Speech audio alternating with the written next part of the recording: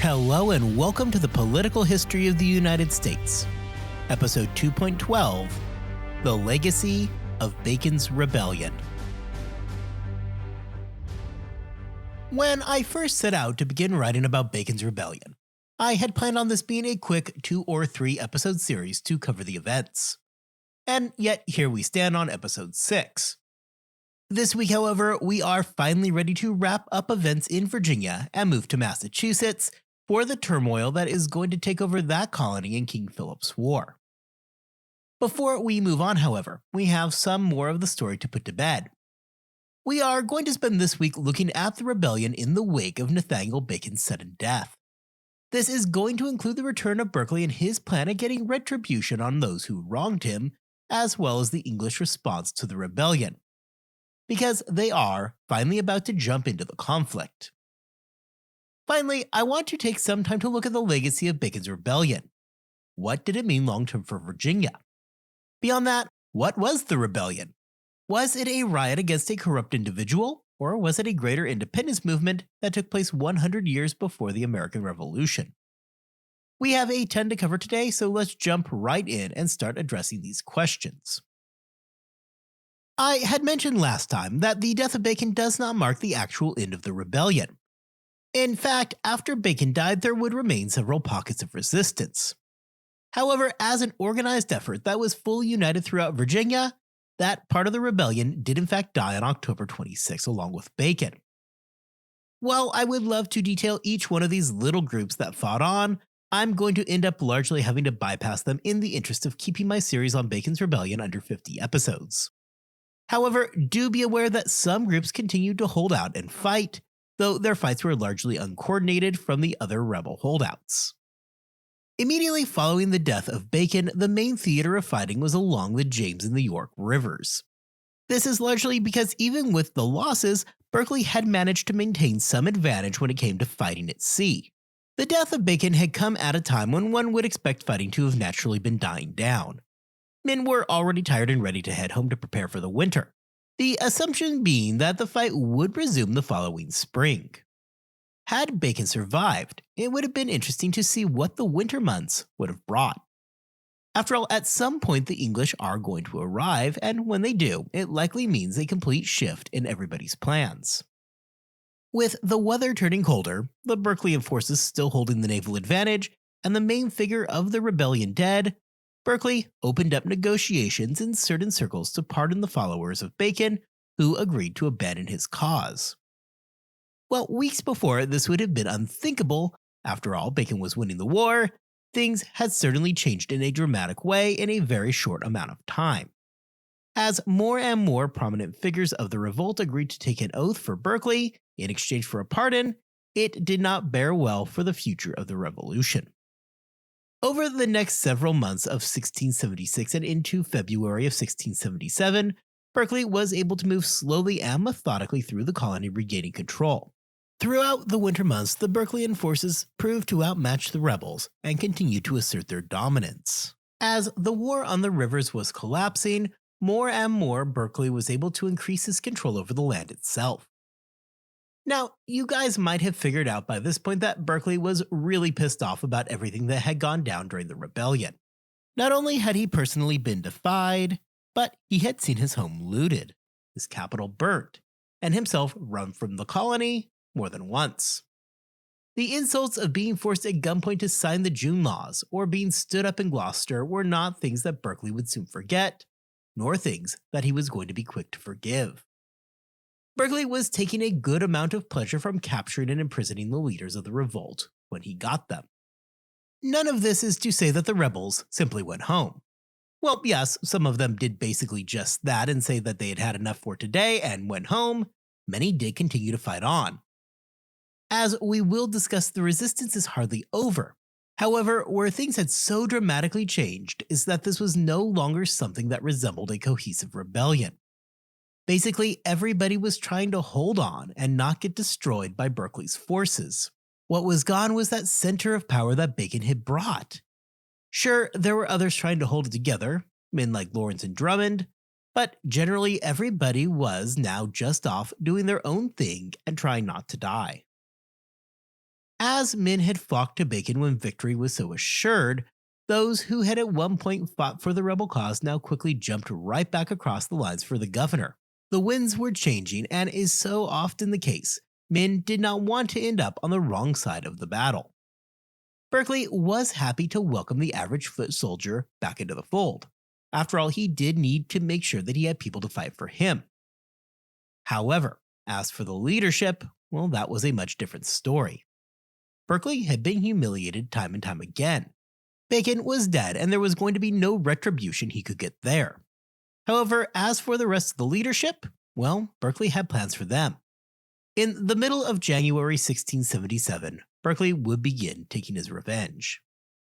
Beginning with 5 men, some of which had been some of the earliest leaders of the rebellion, he condemned them all to death. At least some of these men had tried to work out surrenders that would have produced a more equitable peace. However, Berkeley was having none of it.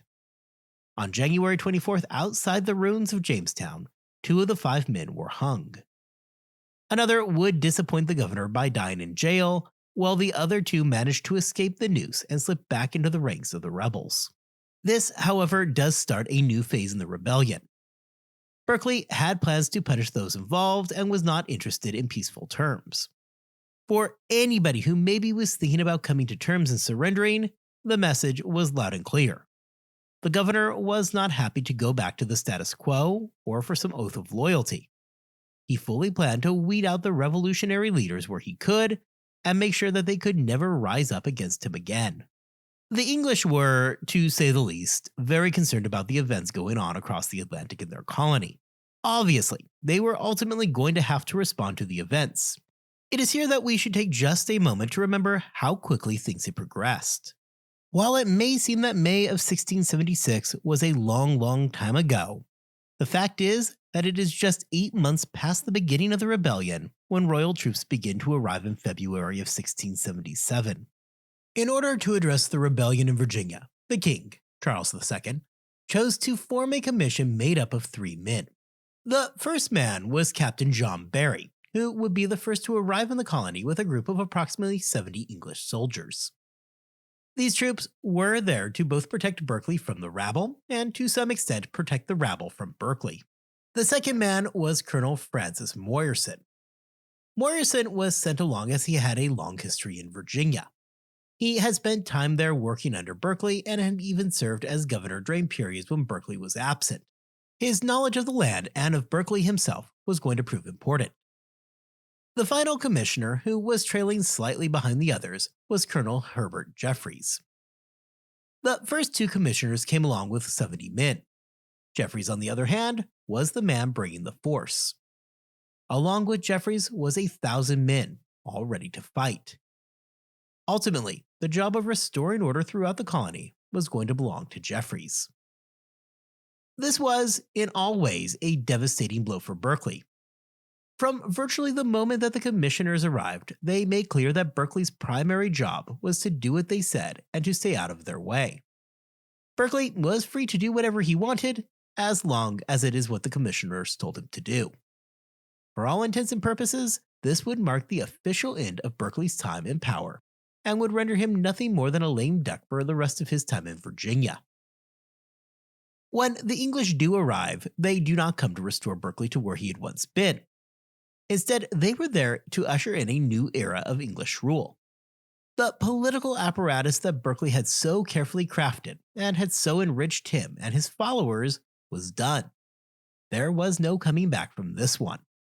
Where Berkeley was caught completely off guard is that the English were not there to simply restore order, but they were there to correct the reasons order had been lost in the first place.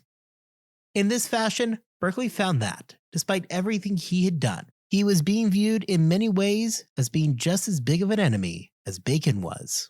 This, of course, is not to say that the English came across ready to proclaim the Bacon forces as the victor. Instead, we see Charles II just throw his hands up and void out the entire year of 1676. Seriously, the king lays down a blanket veto of every single law passed during 1676.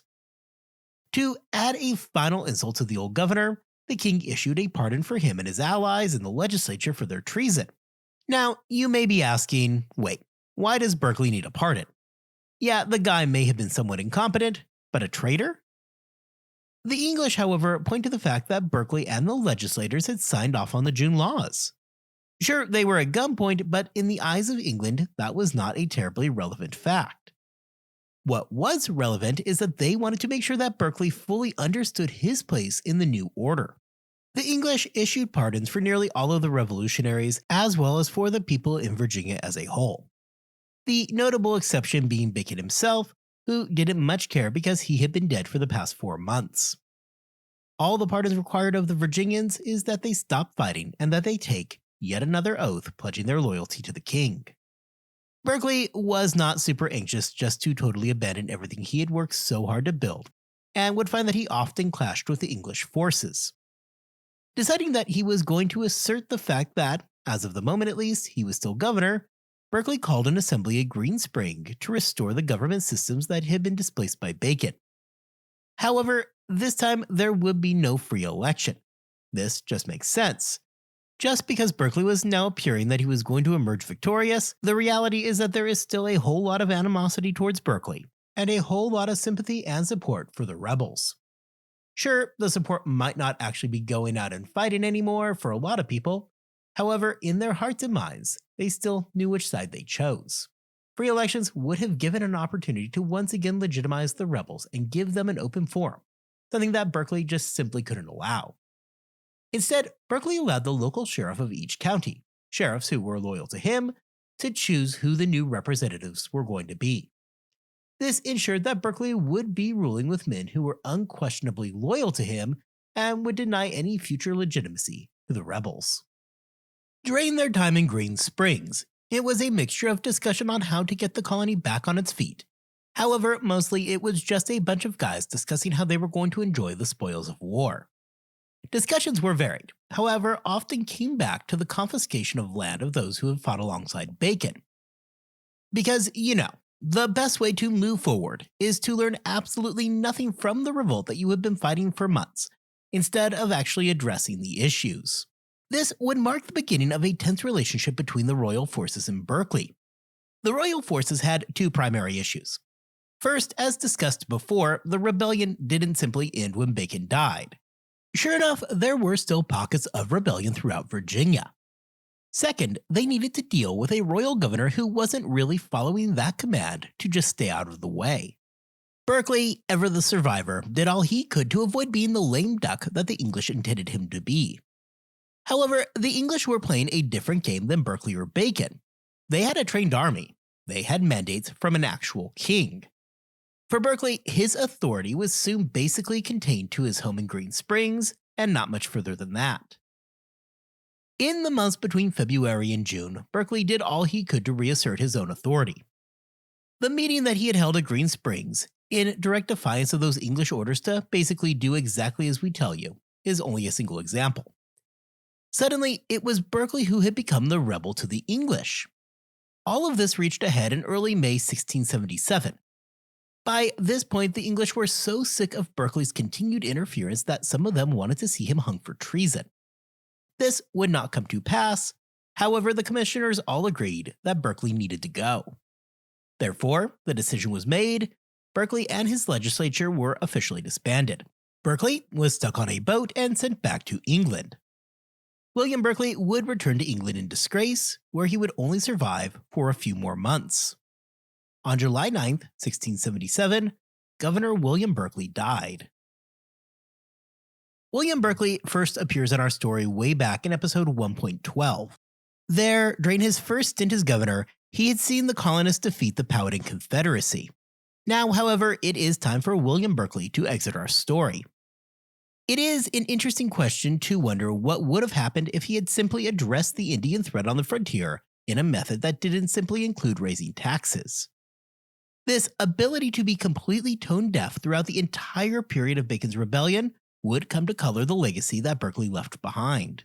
Yet, for a colony that struggled so much to find stable footing for such a long time, it is worth mentioning that William Berkeley was, and still remains, the longest-serving governor in Virginia's history. For the next several years, the English would continue to snuff out small pockets of resistance, but for our purposes, Bacon's Rebellion is now over. I want to spend the second half of today's episode discussing what the entire ordeal had meant. On the two extremes, the rebellion can be painted as nothing shy of a prelude to the Revolution of 1776. Likewise, however, others will portray it as an isolated episode of civil disobedience. Following the dispatch of Berkeley from the colony, the commissioners had to worry about making sure that those still loyal to Bacon didn't decide to rise back up in revolt. Those who had failed to get on board with the new royal plan were purged out of the government, and more friendly people were added back in. Possibly as a surprise, but probably not, is the fact that by this point the royal commissioners were making little distinction between Bacon and Berkeley. In the months following the end of the rebellion, the Berkeley loyalists had caused just as much of a headache for the English forces as anybody else. Ultimately, however, while the idea of purging those leaders who were on their face opposed to the increased rule of the English seemed like a good idea, the fact is that these men would prove necessary to the functioning of the colony. Within just a few years, many of the planters who had been loyal to Berkeley, and therefore purged, ended up back in governing positions. They owned large tracts of land and, much to the annoyance of the English commissioners, held a lot of power over the colony, regardless of their official government role. However, the relationship between the big planters and the rural planters was forever changed. Sure, the rural planters had just literally fought a war against the huge planters, those who had been loyal to Berkeley. However, now Berkeley and Bacon were both dead. The citizens of Virginia, despite the previous year's war, now had something in common with each other. They all despised Jeffreys and the commissioners. Jeffreys did much to curb the excesses of the large planters and instead tried to appeal to the demands of the common planter. In that way, Bacon's rebellion really was a success. The large planters, realizing that they were now living in a system where they were deeply unpopular and wanting to avoid a further reduction of their power, were themselves forced to make concessions to those common planters, which they had been so resistant to do in the past. In this way, the large planters were successful. By becoming more receptive to the needs of the smaller planters, the larger planters were slowly able to rebuild their political base. Within a few years' time, a situation had developed where the large planters and the smaller planters had become politically aligned against the continuing interference from the English troops who were just sticking around at that point. As they regained some of their political control, the large planters sought to further move along the path to rehabilitation amongst the common planters by reducing the much-hated poll tax. Recall that the poll tax was deeply hated and was one of the primary causes that made people so willing to take up arms in the first place. As the great planters were willing to allow the taxes to drop and demand for tobacco increased, it meant that there was suddenly much more money in the hands of the small farmers and less tax revenue that they were having to hand over. This leads to great increases in everybody's prosperity, and along with prosperity came further improved relations. The English forces, for their part, had come into the colony heavy-handed.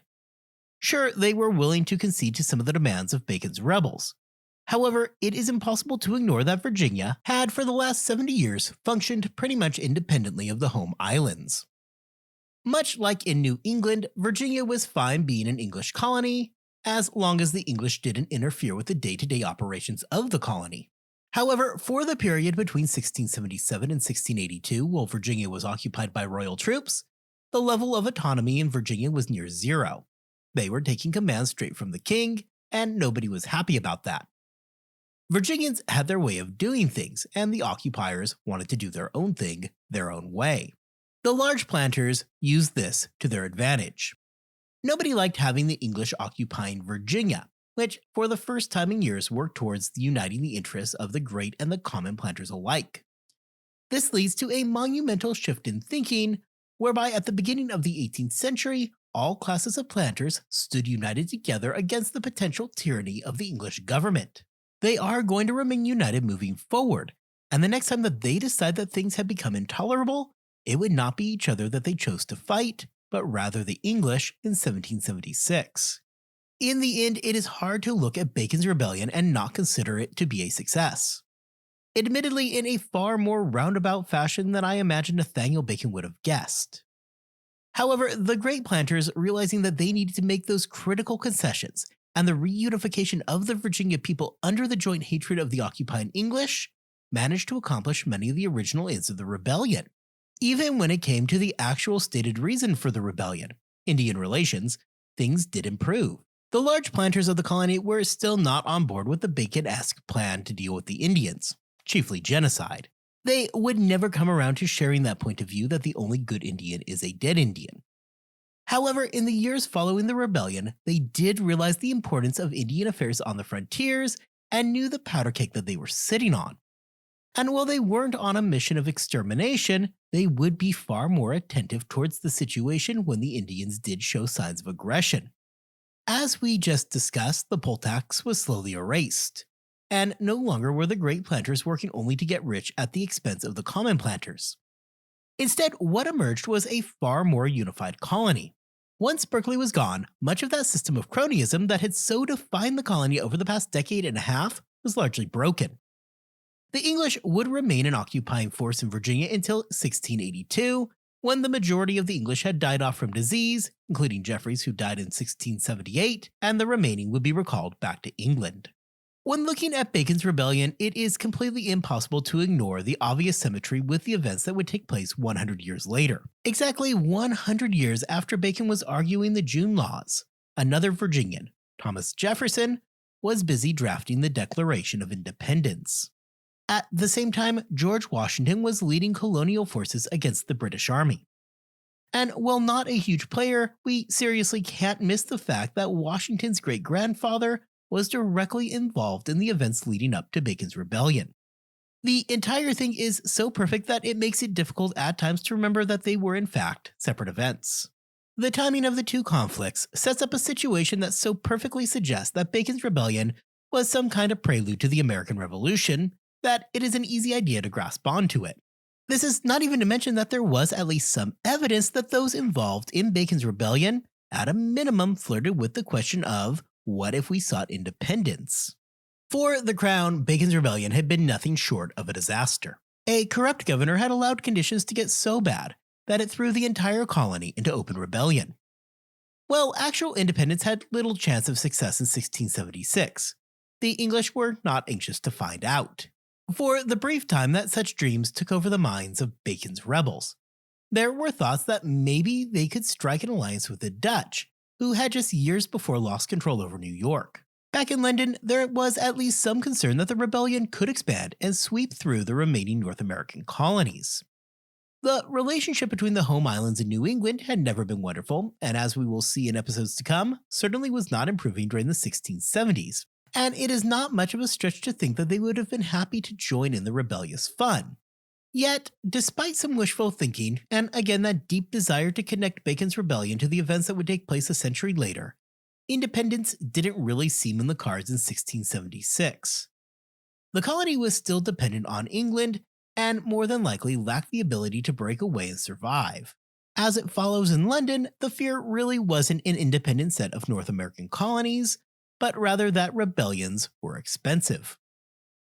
With the colony taking up arms, London was now losing money. Men were busy rebelling, which means that valuable tobacco crops were not being properly tended. By the summer of 1676, it's estimated that the rebellion had cost England at least £100,000. Furthermore, landing troops in Virginia itself was not going to be a cheap undertaking. For the Crown, it wasn't therefore about just ending the rebellion, it was about making sure that the colonists would not be able to turn around and rebel again. In London, it was known that Bacon was a popular figure, and they were all pretty well aware that everybody hated Berkeley's guts.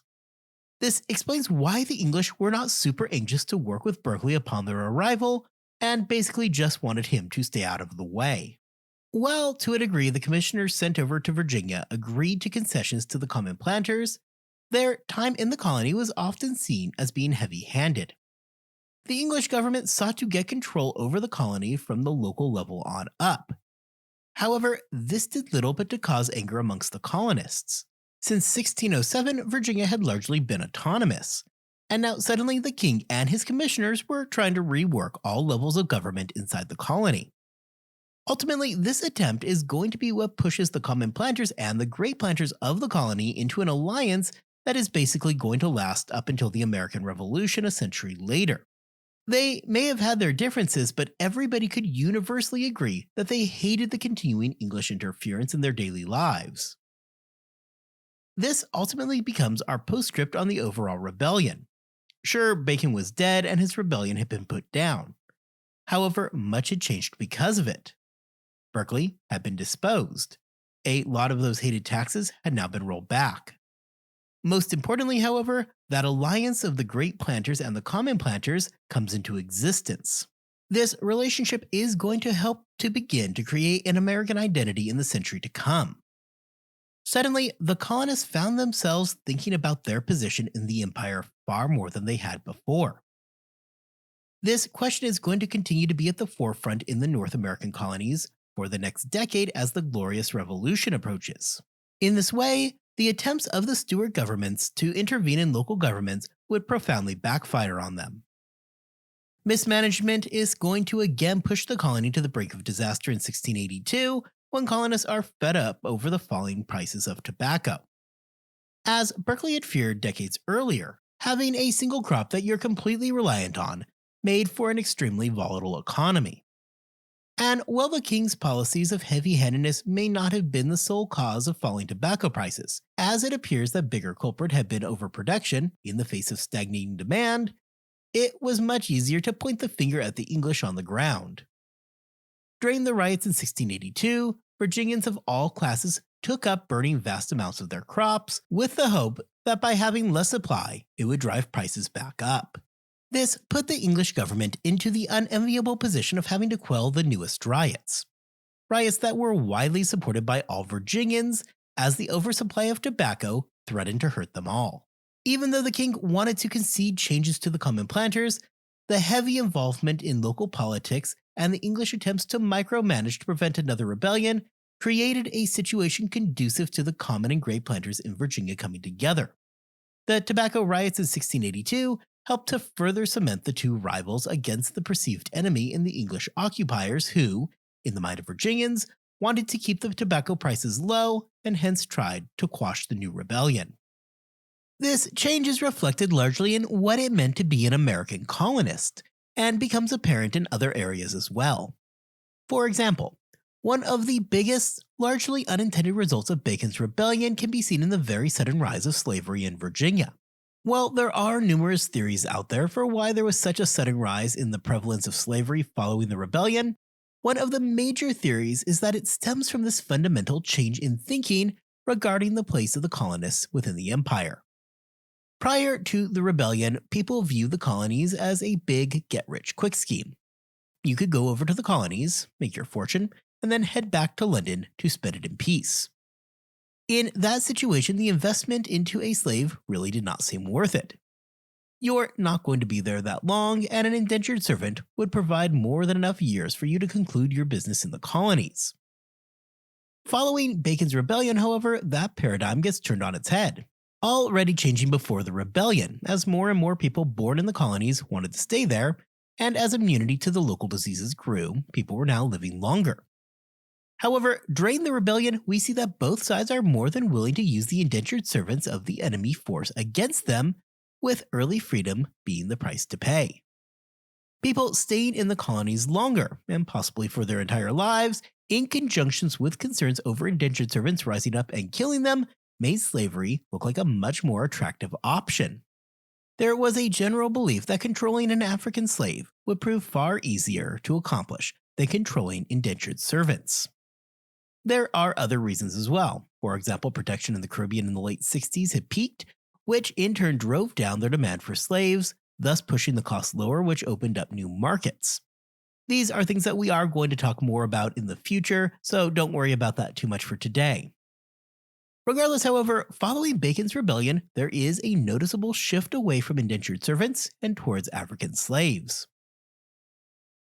Bacon's rebellion had fundamentally changed the landscape of Virginia in ways that are going to have long-lasting effects. The changes coming out of the rebellion are going to remain in place for the next 100 years as the colonists in Virginia continue to form their own identity that is largely separate from the English identity across the Atlantic. Bacon's rebellion, however, wasn't some isolated event in Virginia. As I mentioned in our first episode on the rebellion, All throughout the colonies, tensions were rising as there was a general uneasiness towards English policy. Beginning next time, we are going to head back up north to New England. While Bacon's rebellion was getting ramped up in Virginia, New England was engaged in King Philip's War. Next time, we are going to begin unraveling King Philip's War and all the consequences it would bring to New England. Until then, I hope you all have an excellent 2 weeks and that you are staying healthy and staying safe.